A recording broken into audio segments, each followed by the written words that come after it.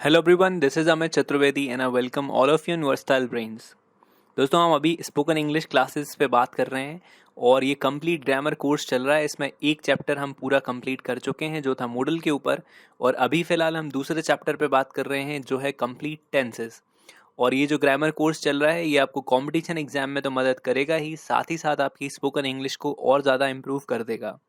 तो दोस्तों, अभी हम दूसरा चैप्टर बात कर रहे हैं टेंस के ऊपर, और टेंस में हमने एक चैप्टर जैसे उसका चैप्टर फर्स्ट था वो डिस्कस कर लिया है। ये दूसरा चैप्टर है जो हम डिस्कस करेंगे पास्ट कंटिन्यूअस के बारे में।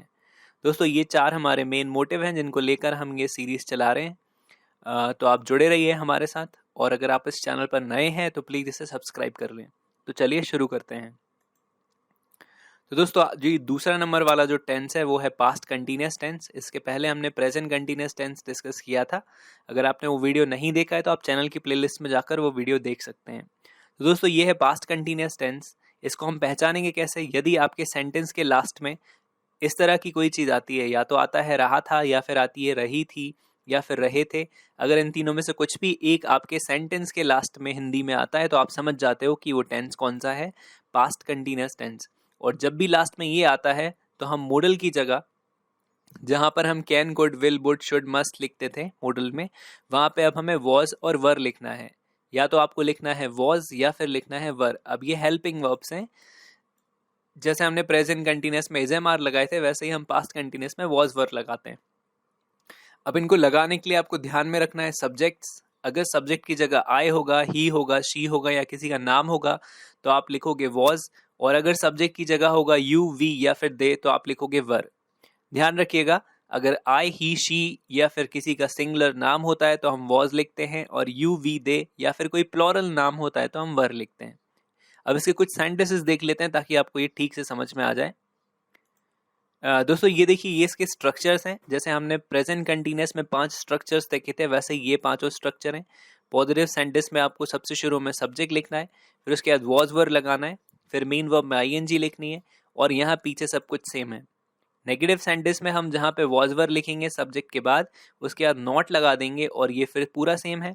यस नो सेंटेंस में जिसमें शुरू में क्या होता है उसमें आप वॉज वर्ब को आगे लिख दोगे और सब्जेक्ट को जाओगे पीछे। मेन वर्ब में आईएनजी लगाएंगे और पीछे का सारा सामान same to same. WH first में जिसमें कौन, किसे, क्या, कब, कहाँ ऐसे शब्द आते हैं वो हम सबसे शुरू में लिखेंगे। उसके बाद हम लगाएंगे वॉज या वर, फिर लिखेंगे सब्जेक्ट, फिर मेन वर्ब में आईएनजी और पीछे का सब कुछ सेम, और फिर क्वेश्चन मार्क। ऐसे डब्ल्यूएच सेकंड में करना है, वो कौन सा, कौन सी, कौन से, किसका, किसकी, किसके, ये शब्द शुरू में लिखेंगे। फिर उसके बाद हम लिखेंगे नाउन, उसके बाद हम लगाएंगे वॉज या वर, फिर लिखेंगे सब्जेक्ट, फिर लगाएंगे मेन वर्ब में आईएनजी, और यहाँ ये पीछे के सारे शब्द सेम टू सेम। अब वॉज वर आपको कैसे लगाना है ये हम इसलिए पिछले स्लाइड में देख चुके हैं। आई, ही, शी नेम के साथ आपको वॉज लिखना है, और यूवी दे के साथ आपको वर लिखना है। तो ये स्ट्रक्चर्स आपको आई गेस समझ में आ गए होंगे। अगर इनका आपको ठीक से इंट्रोडक्शन समझना है तो आप मॉडल वाले चैप्टर में जाके वो शुरू के वीडियो देख सकते हैं। उसमें ये चारों पांचों जो स्ट्रक्चर्स होते हैं वो मैंने बहुत डिटेल में समझाए हैं, तो आई गेस कि आपको वो समझ में आ जाएंगे। चलिए अब इसके कुछ सेंटेंसेस बना लेते हैं ताकि आपको ठीक से कमांड इसके ऊपर बन जाए।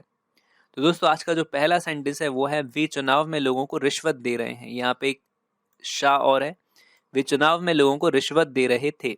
देखिए लास्ट में रहे थे आ गया, तो आप समझ जाइए कि ये पास्ट कंटिन्यूअस का सेंटेंस है और इसमें कोई भी क्वेश्चन वर्ड नहीं है और नॉट भी नहीं लगाना है। तो ये पॉजिटिव सेंटेंस है, तो सबसे शुरू में आपको सब्जेक्ट लिखना है, तो हमने लिख दिया दे। दे के साथ हम वर यूज करते हैं तो आपने फिर लिख दिया वर।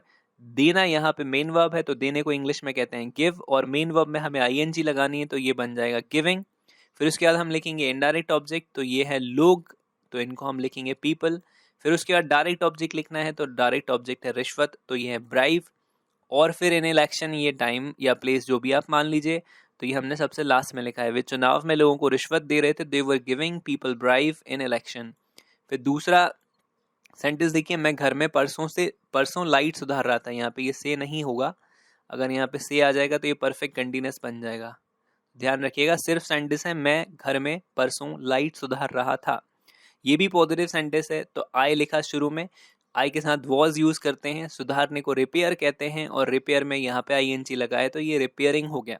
तो I was repairing lights direct object है, इन हाउस प्लेस है, और डे बिफोर यस्टरडे यानी परसों बीता हुआ इसको हम कहते हैं डे बिफोर यस्टरडे, तो ये टाइम है। मैं घर में परसों लाइट सुधार रहा था, तो I was repairing lights in home day before yesterday.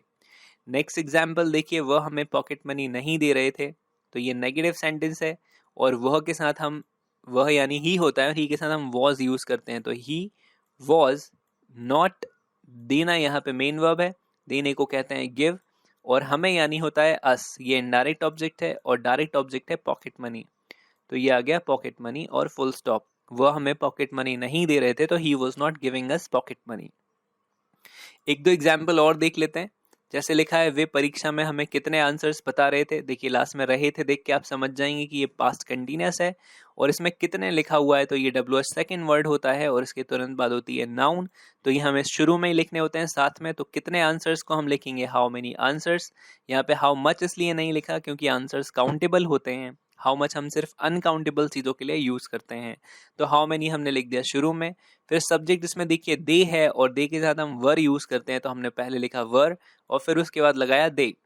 फिर उसके बाद हम लिखेंगे मेन वर्ब, तो यहाँ पे लिखा हुआ है बताना, बताने को इंग्लिश में बोलते हैं टेल, और चूंकि हमें ING लगानी है तो हम इसको टेलिंग कर देंगे। फिर लिखेंगे अस, ये इनडायरेक्ट ऑब्जेक्ट है हमें के लिए, और सबसे लास्ट में प्लेस इन एग्जाम। वे परीक्षा में हमें कितने आंसर्स बता रहे थे, तो how many answers were they telling us in exam. एक लास्ट एग्जाम्पल और देख लीजिए, हम उन्हें बस में कौन सा फॉर्मूला समझा रहे थे।